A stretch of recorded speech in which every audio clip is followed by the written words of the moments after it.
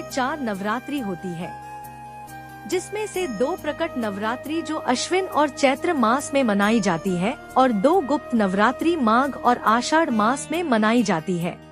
गुप्त नवरात्रि की पूजा विशेष रूप से तंत्र मंत्र की साधना करने वाले लोग करते हैं। इस नवरात्रि की पूजा भी गुप्त रूप से की जाती है, इसलिए इसे गुप्त नवरात्रि कहा जाता है। हर साल आषाढ़ मास की शुक्ल पक्ष की प्रतिपदा तिथि से गुप्त नवरात्रि की शुरुआत होती है।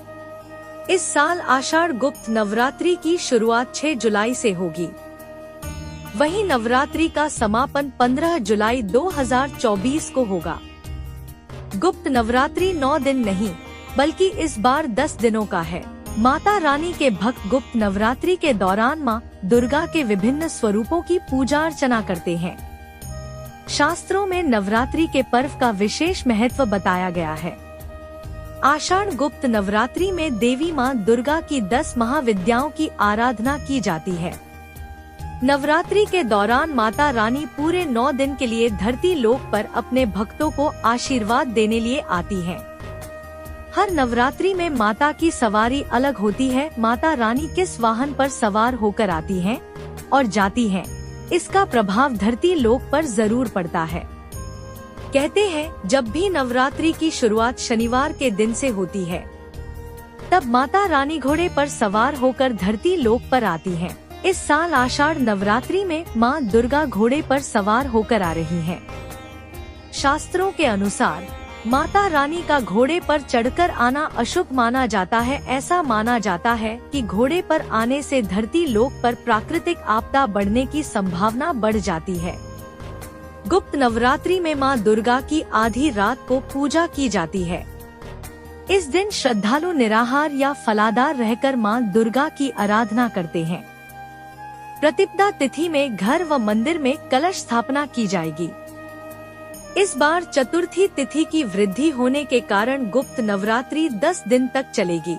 10 दिनों में माता दुर्गा की पूजा पूरी तांत्रिक विधि से गुप्त तरीके से की जाती है। इससे माता दुर्गा की विशेष कृपा प्राप्त होने वाली है। वहीं गुप्त नवरात्रि की शुरुआत के दिन अमृत सिद्धि योग का भी निर्माण हो रहा है, जो काफी शुभ माना जाता है। नवरात्रि के पहले दिन विधि विधान के साथ घट स्थापना किया जाता है।